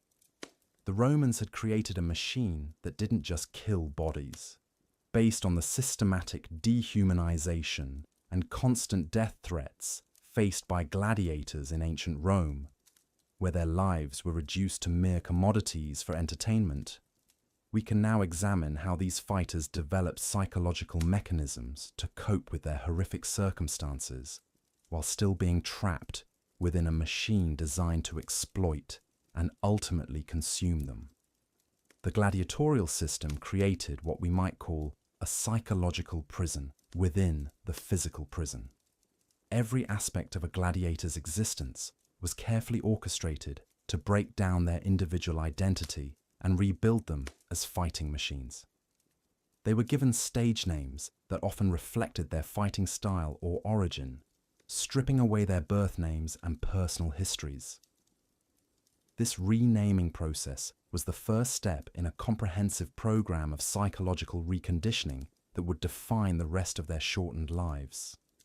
Within the ludus, gladiators formed complex social hierarchies that mirrored the very system oppressing them. Veterans who had survived multiple fights gained status and respect, becoming mentors to newer fighters. These relationships provided crucial emotional support, but they also served the system's purposes by creating internal structures that maintained order without requiring constant external oversight. The gladiators essentially became complicit in their own oppression, policing themselves and training each other to be more effective killers. The psychological impact of constant proximity to death cannot be overstated. Gladiators lived in a state of perpetual anticipation, knowing that each training session might be their last, that each meal could be their final one. This created a unique form of trauma that modern psychology might recognize as a combination of anticipatory grief and survivor's guilt. Those who lived through multiple contests often developed what we might now call post-traumatic stress disorder, though such concepts were unknown to ancient physicians. Religious practices became a crucial coping mechanism for many gladiators. They developed elaborate rituals around combat, invoking various gods for protection and strength. Some adopted mystery religions that promised salvation in the afterlife, finding comfort in beliefs that transcended their immediate circumstances. Others turned to more practical superstitions, carrying lucky charms or following specific pre-fight routines that gave them a sense of control in an otherwise powerless situation. The gladiators also developed their own cultural codes and forms of honor that existed parallel to Roman values. While Romans viewed them as subhuman entertainment, gladiators created internal systems of respect based on skill, courage, and loyalty to fellow fighters. A gladiator who fought bravely, even in defeat, could earn the admiration of his peers. These alternative value systems provided a form of psychological resistance against the dehumanization imposed by their captors. Perhaps most tragically, many gladiators internalized aspects of the system that oppressed them. Some began to take pride in their fighting prowess, finding identity and self-worth in their ability to kill effectively. This psychological adaptation allowed them to function within the system, but also made them more effective tools of the very apparatus that sought to destroy them. They became living embodiments of Stockholm Syndrome, identifying with their captors' values while simultaneously being victimized by them. The few gladiators who achieved fame and crowd favor faced their own unique psychological burdens. While their popularity might extend their lives temporarily, it also intensified the pressure to perform. They became brands, their personalities and fighting styles commodified for public consumption. The cheering crowds that celebrated their victories were the same people who would demand their deaths if they failed to entertain adequately. For gladiators with families, the psychological toll was compounded by helplessness regarding their loved ones' welfare. Many had been separated from wives and children when enslaved, and the uncertainty about their families' fates added another layer of torment to their daily existence. Some gladiators never learned whether their families had survived the conflicts or raids that led to their own enslavement. The system also employed psychological manipulation through the promise of eventual freedom. The concept of the wooden sword granted to gladiators who had served with distinction dangled hope before fighters while ensuring their continued compliance. However, the reality was that very few gladiators lived long enough to earn their freedom, and those who did often found themselves with nowhere to go and no skills applicable to civilian life. Training itself became a form of psychological conditioning. The repetitive drilling of combat techniques, the constant focus on violence and survival, gradually reshaped the gladiators' mental processes. They learned to compartmentalize emotions, to view other human beings as obstacles to overcome rather than fellow sufferers. This mental conditioning was necessary for survival, but came at the cost of their fundamental humanity. The gladiatorial schools also fostered a culture of fatalism that served the system's needs while providing psychological comfort to the fighters. The belief that fate controlled their destinies allowed gladiators to face combat with a form of resignation that made them more effective fighters while simultaneously robbing them of agency over their own lives. This fatalistic worldview became both a coping mechanism and a form of mental imprisonment. Some gladiators found solace in forming romantic relationships within the confines of their circumstances, though these connections were always shadowed by the knowledge that death could separate them at any moment. These relationships provided emotional sustenance, but also created additional vulnerabilities that the system could exploit. A gladiator fighting to protect or provide for a loved one might fight more desperately, but also more recklessly. The constant exposure to violence and death also desensitized many gladiators to suffering, both their own and others. This psychological numbing was a protective mechanism that allowed them to function in their horrific environment. But it also represented a profound loss of human empathy and connection. They became efficient killers, partly because they had learned to suppress the natural human responses that would make killing difficult. Even in their final moments, gladiators faced psychological manipulation. The elaborate rituals surrounding death in the arena, the crowd's judgment on whether they had fought worthily, and the theatrical elements of their demise all served to transform their deaths into entertainment while denying them dignity in their final moments. The system managed to exploit them even as they died, turning their last breaths into spectacle for others' amusement. The psychological legacy of the gladiatorial system extended beyond individual fighters to shape Roman society's relationship with violence and human worth. The normalization of treating human life as disposable entertainment created psychological patterns that influenced how Romans viewed slavery, warfare, and social hierarchy. The arena became a laboratory for studying how systematic dehumanization could be implemented and sustained on a massive scale. The coping mechanisms developed by gladiators, the formation of alternative communities, the creation of parallel value systems, the adoption of fatalistic worldviews, would be echoed throughout history by other oppressed groups facing systematic dehumanization. Their psychological adaptations represent both human resilience and the tragic capacity of people to adjust to even the most horrific circumstances when survival depends on it. Understanding the psychological dimension of gladiatorial combat reveals the true sophistication of Roman oppression. The system didn't merely kill bodies. It systematically destroyed minds, spirits, and identities while extracting maximum entertainment value from the process. Now, imagine the amphitheater packed to the brim, 30,000 spectators screaming for blood as the gladiators march into the arena.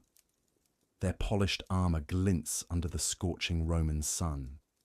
But beneath those bronze breastplates and leather guards, their hearts pound with the terrible knowledge that today might be their last. You see, what most people don't realize about gladiatorial combat is that it wasn't just entertainment. It was a carefully orchestrated psychological experiment in human endurance, designed to push men beyond their breaking point while extracting maximum profit from their suffering. The gladiators, who survived long enough to become veterans, had developed something that modern psychologists would recognize as a form of institutionalized trauma bonding. They created intricate mental frameworks to cope with the daily reality that their lives hung by the thinnest of threads. Some turned to the mystery religions that flourished in Rome's underground, finding solace in cults of Mithras or the Egyptian goddess Isis. These secret brotherhoods offered what the official state religion could not, a sense of purpose that transcended the brutal mathematics of kill or be killed.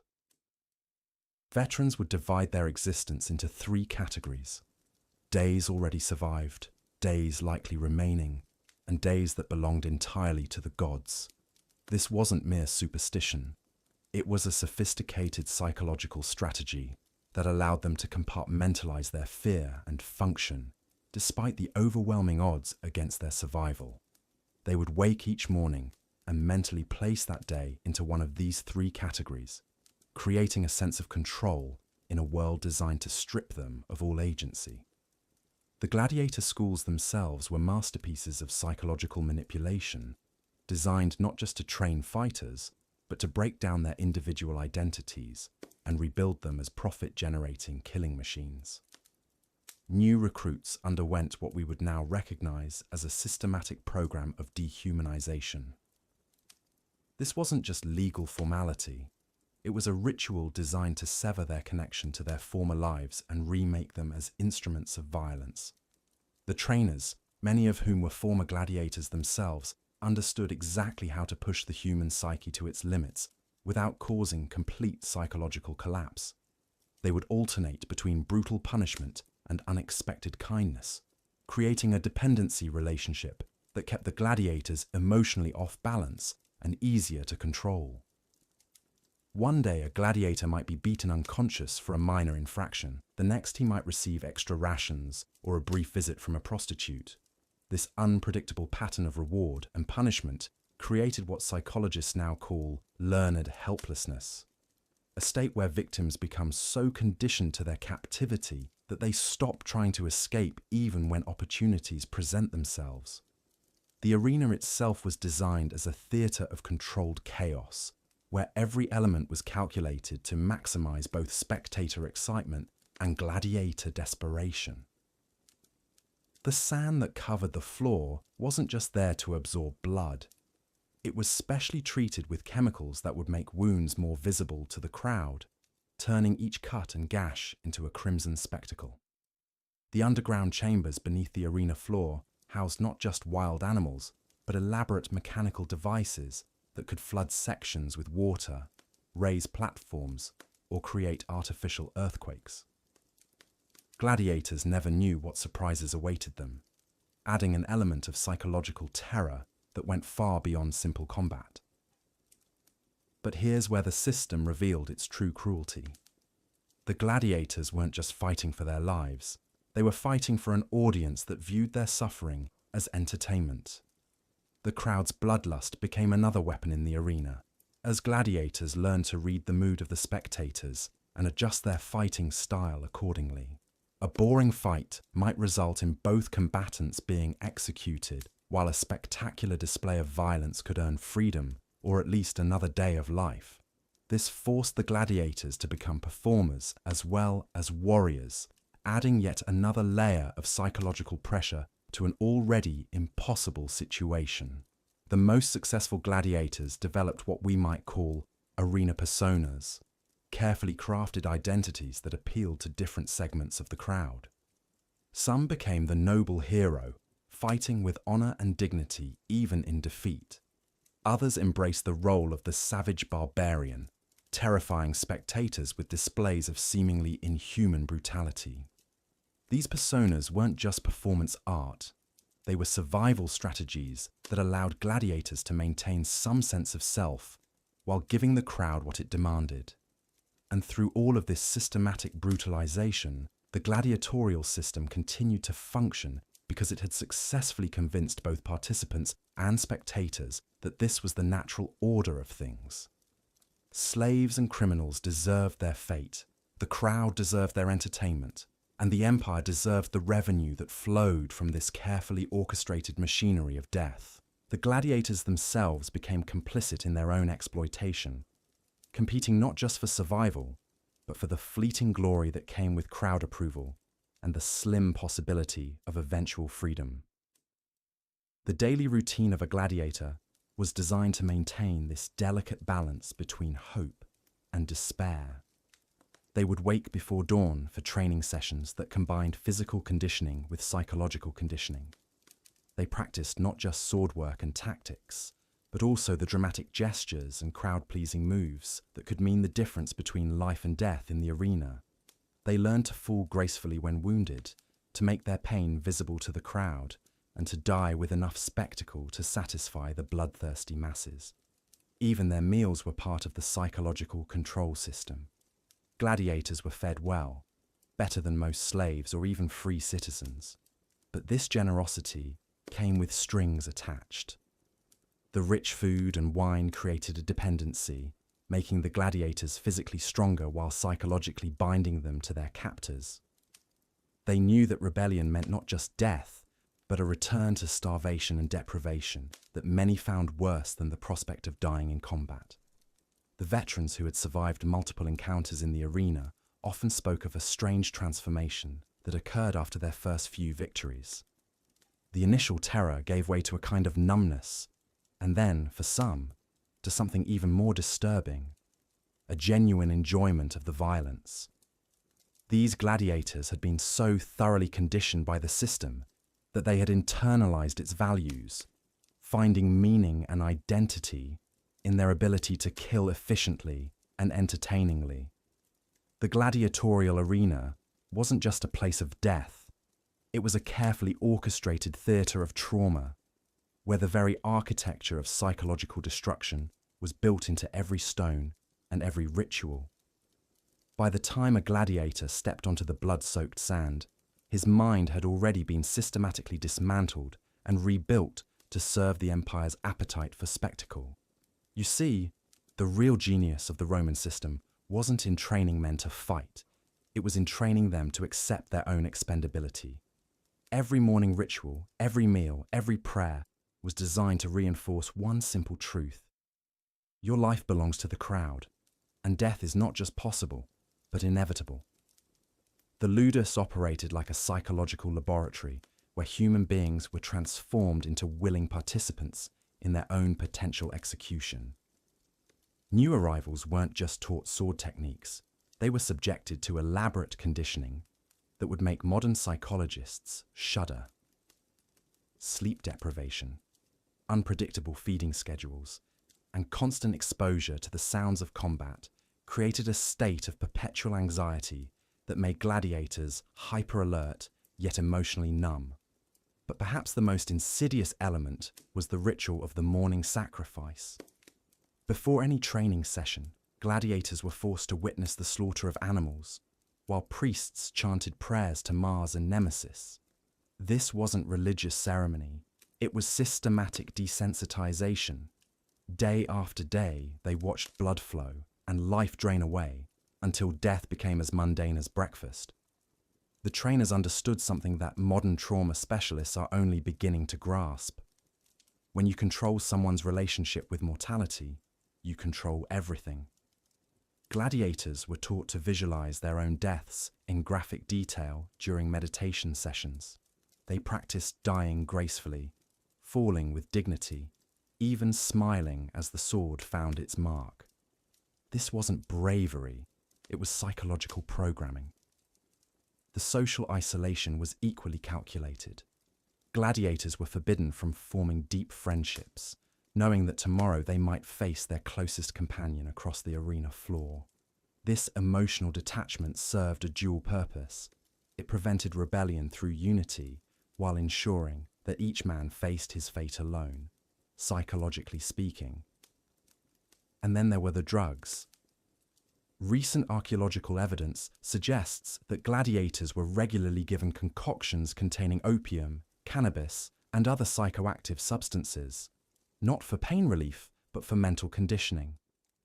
These compounds, mixed with wine and administered during group meals, created a hazy dissociation from reality that made the violence feel dreamlike and distant. The economics of this psychological manipulation were staggering. A well-conditioned gladiator who could die beautifully was worth more than one who simply fought well. Crowd reactions were carefully studied, and trainers adjusted their psychological techniques based on what produced the most satisfying deaths from the audience's perspective. The gladiators developed their own coping mechanisms, but even these were co-opted by the system. Their prayers became performances, their brotherhood became marketing, their courage became commodity. The very human responses that should have preserved their dignity instead became tools for their exploitation. What's perhaps most chilling is how willingly many gladiators embraced this psychological framework. They didn't just accept their fate. They began to crave the arena's twisted validation. The roar of the crowd became their only source of meaning, and death in combat became their only path to immortality. This wasn't simply about entertainment. It was about demonstrating Rome's power to transform human nature itself. Every gladiator who died with grace was proof that the empire could take a man's most fundamental instinct for survival and reshape it into a performance of submission. The gladiatorial system represents perhaps history's most sophisticated example of institutionalized psychological warfare waged against the human spirit. It shows us how quickly our most basic survival instincts can be reprogrammed when subjected to systematic trauma, social isolation, and the promise of fleeting glory. These men didn't just face death daily. They were psychologically engineered to embrace it, to find meaning in their own destruction, and to transform their suffering into spectacle. The gladiatorial arenas were more than mere entertainment venues. They were sophisticated engines of psychological manipulation that transformed death into a commodity. Every element, from the elaborate pre-fight rituals to the carefully choreographed moments of mercy or execution, was designed to extract maximum emotional impact from both participants and spectators. The gladiators themselves became unwilling actors in a macabre theatre where their genuine terror, pain, and fleeting moments of triumph were packaged and sold to a bloodthirsty audience. But perhaps the most insidious aspect of this system was how it weaponized hope itself. The possibility of freedom, of earning enough victories to purchase one's liberty, dangled before every gladiator like a mirage in the desert. This hope became both salvation and torment, driving men to fight with desperate ferocity, while simultaneously ensuring their continued participation in their own exploitation. The arena masters understood that a gladiator who had given up was worthless as entertainment. Only those who still believed they might survive provided the authentic desperation that crowds craved. The crowd's relationship with the gladiators was equally complex and disturbing. These spectators weren't merely passive observers. They were active participants in a ritual of dehumanization. They learned to see the fighters not as fellow human beings, but as symbols, archetypes in an ongoing drama of power and submission. The Germanic barbarian, the exotic African, the disgraced Roman citizen. Each gladiator type carried specific cultural meanings that allowed the audience to project their fears, prejudices, and fantasies onto the arena floor. This commodification of human suffering created a feedback loop that corrupted everyone involved. The more spectacular the deaths, the larger the crowds. The larger the crowds, the greater the financial incentives to push gladiators beyond human limits. Trainers developed increasingly sophisticated methods of conditioning their fighters not just physically, but psychologically, breaking down their sense of self-worth until they internalized their status as expendable entertainment. The economic machinery behind the games was staggering in its scope and efficiency. Entire industries sprang up to support the gladiatorial system. Specialized breeders who raised and trained fighters like livestock, weapons manufacturers who crafted instruments of death designed for maximum visual impact, even entrepreneurs who collected and sold the blood-soaked sand from arena floors as supposed medicinal remedies. Every drop of gladiator blood generated profit for someone. Yet within this system of absolute exploitation, some gladiators managed to forge bonds of genuine brotherhood. In the barracks, away from the roaring crowds and the calculating eyes of their masters, they created their own codes of honor and mutual support. They taught each other fighting techniques, shared meager rations with the wounded, and provided comfort to those facing almost certain death. These relationships became acts of resistance against a system designed to strip them of their humanity. The psychological toll extended far beyond the arena walls. Gladiators who survived multiple fights often developed what we might recognize today as severe post-traumatic stress. They experienced nightmares, flashbacks, and a numbing detachment from normal human emotions. Many turned to religious cults that promised meaning in their suffering or redemption in an afterlife. Others descended into alcoholism or self-destructive behavior, unable to process the constant cycle of violence and survival. The trainers and arena officials weren't immune to this psychological corruption either. Men who spent their days calculating how to maximize the entertainment value of human death gradually lost their capacity for normal empathy.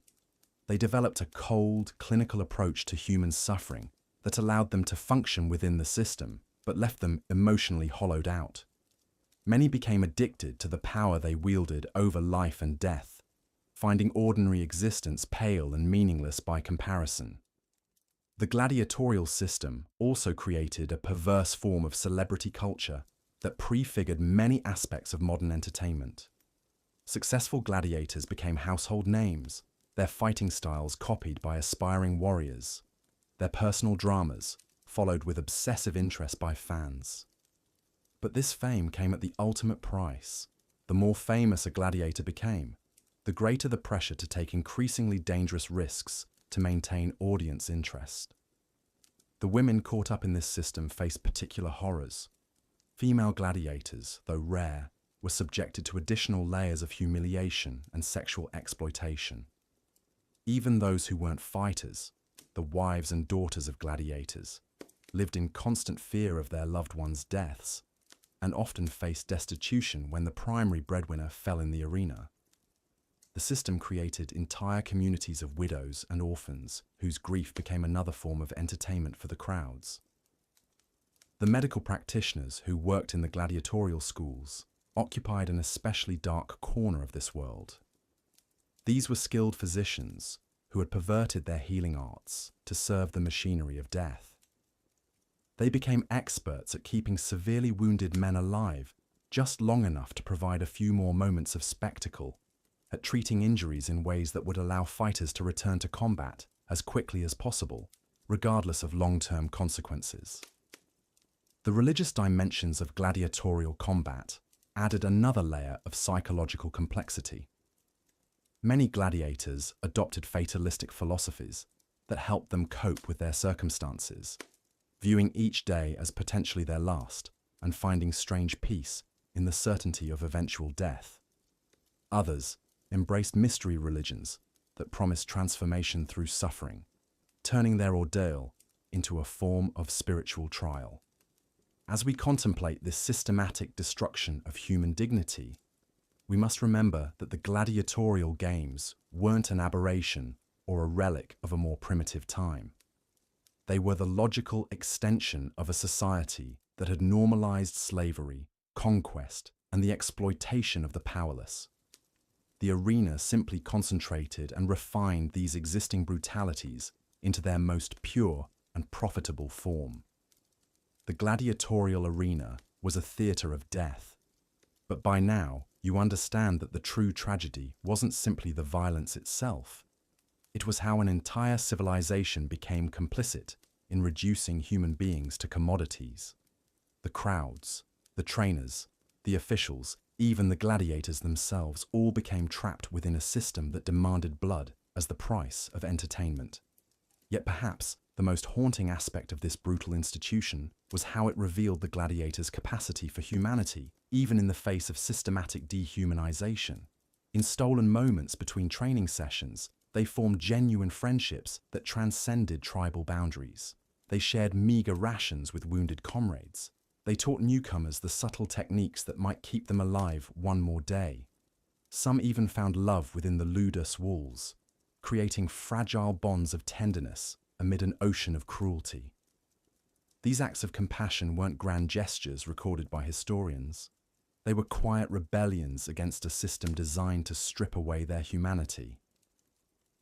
When a veteran gladiator steadied a trembling novice before his first fight, when fighters shared intelligence about their opponent's weaknesses, when they honored fallen comrades with makeshift funeral rites, they were asserting their fundamental human dignity. The gladiators understood something their audiences often forgot, that courage isn't the absence of fear, but action taken despite overwhelming terror. Every morning, they faced the possibility of a painful, public death. Yet they continued to train, to fight, to hope. They developed their own codes of honor, their own rituals of remembrance, their own ways of finding meaning in what appeared to be meaningless suffering. Some gladiators even achieved a form of immortality that their owners never intended.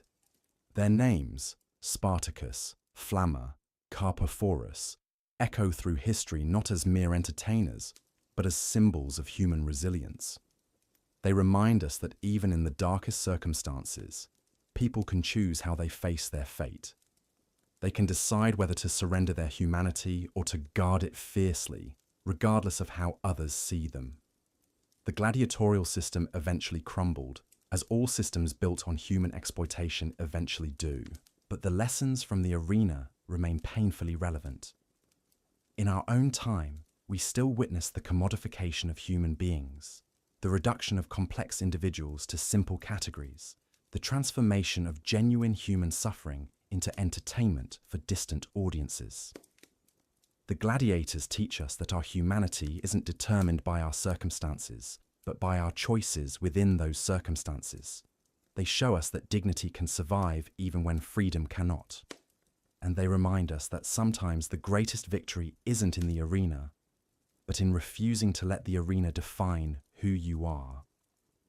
As we close this examination of their brutal world, we honor not just their courage in facing death, but their stubborn insistence on remaining human in a system designed to make them less than human.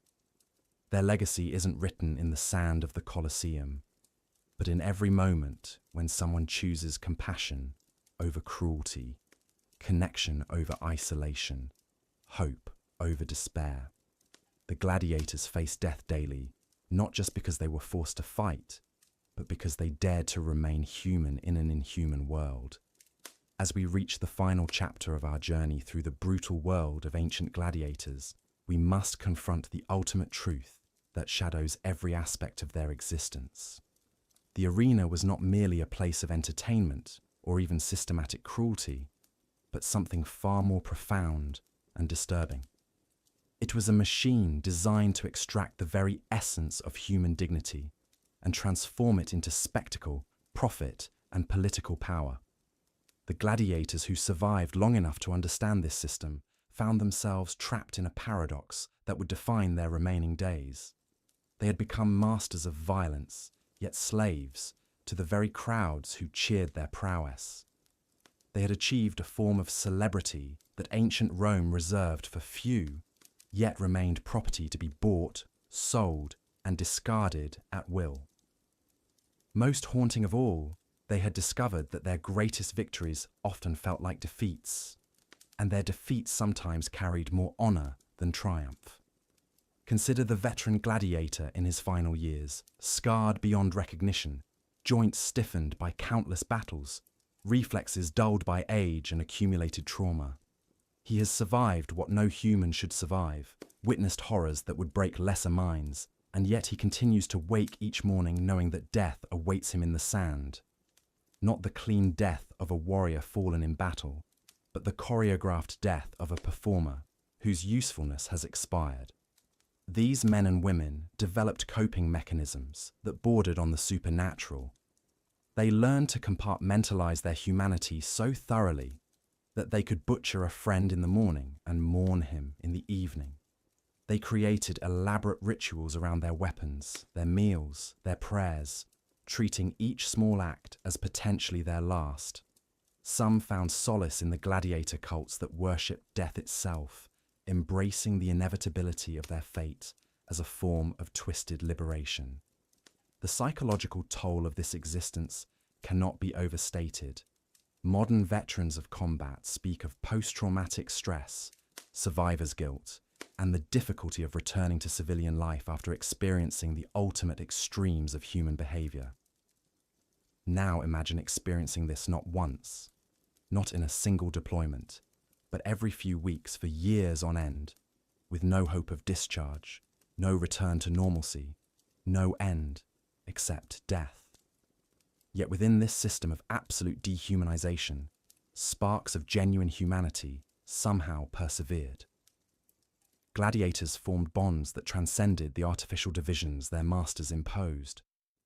Veterans mentored newcomers not because they were ordered to, but because they recognized something of themselves in the terror of the untested fighter.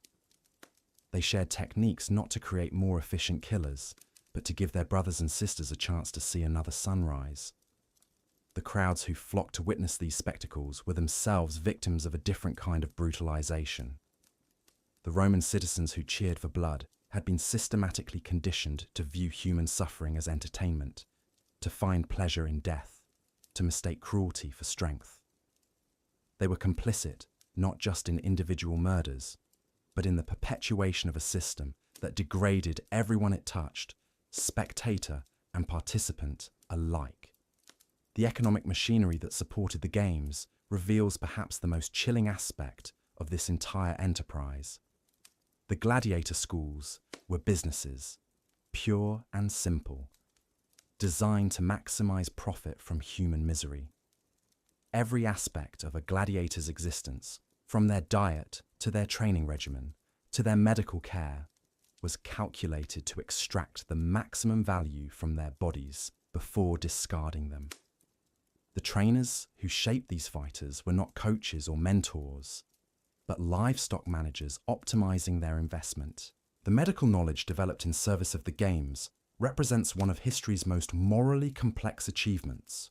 Roman physicians made genuine advances in surgery, anatomy, and trauma treatment by working on gladiator injuries. They learned to repair wounds, reset bones, and keep fighters alive long enough to return to the arena. This knowledge undoubtedly saved lives beyond the gladiator schools, yet it was gained through the systematic brutalization of thousands of human beings. Perhaps most tragically, the gladiator system created its own justification through the very resilience it demanded from its victims. The fact that some gladiators survived, even thrived, was pointed to as evidence that the system was not as cruel as critics claimed. Look, the apologists would say, see how strong they become, see how they embrace their fate, see how they find honor in the arena. This twisted logic ignored the countless who died in training, who broke under the psychological pressure, who chose suicide over continued participation in their own degradation. The gladiators who achieved fame and fortune within this system faced perhaps the cruelest irony of all. Their success made them symbols of what the system could offer, living advertisements for the supposed nobility of the arena. Yet they knew better than anyone the true cost of their achievements. They had watched friends die for the amusement of strangers, had killed men they respected for no greater purpose than spectacle, had traded their humanity for the fleeting approval of crowds who would forget their names before the day was done. The end, when it came, was rarely clean or noble. Age claimed some, their reflexes finally too slow, their bodies too broken to continue the charade. Others died in the sand, not in glorious single combat, but exhausted, overwhelmed, their famous skills finally insufficient against younger, hungrier opponents. A few achieved the ultimate prize, the wooden sword that symbolized freedom, only to discover that they no longer knew how to live outside the arena's brutal certainties. The gladiator's death was as choreographed as his life had been. The crowd demanded a good show even in dying, and the fighter was expected to provide it. To die well in the arena meant to maintain dignity while being slaughtered for entertainment, to face extinction with composure while surrounded by the cheers of those who had come specifically to witness your destruction. Yet in their final moments, some gladiators transcended the system that had enslaved them. They chose how to die, if not when, and in that choice lay a kernel of freedom that no amount of brutalization could completely extinguish. They faced death not as victims, but as human beings, asserting their final claim to dignity in a world that had systematically stripped away everything else. The legacy of these forgotten warriors extends far beyond the arena's walls. They demonstrated that the human spirit can endure conditions of unimaginable brutality without being completely broken. They showed that bonds of brotherhood can form even in circumstances designed to pit man against man. They proved that dignity can be maintained even when everything else has been taken away. Their story is a mirror held up to our own civilization, forcing us to confront uncomfortable questions about the entertainment we consume, the violence we tolerate, and the systems we allow to flourish in our name. How different are we from the Roman crowds who cheered for blood? How many modern gladiators fight in arenas we prefer not to see? Their suffering transformed into profit for those who own the means of spectacle. The gladiators faced death daily, not just in the physical sense, but in the spiritual and psychological sense as well. Every day, they awoke knowing that some part of their humanity would be sacrificed on the altar of entertainment. Every night they went to sleep, having survived another small death, another step in the systematic destruction of everything that made them who they were. And yet, they endured. They found ways to be human in the most inhuman circumstances. They created meaning in meaninglessness, forged connections in isolation, and maintained hope in hopelessness. Their story is ultimately not one of victimization, but of the incredible resilience of the human spirit when faced with absolute adversity. As we conclude this examination of their world, we must acknowledge that the gladiators achieved a form of immortality their masters never intended.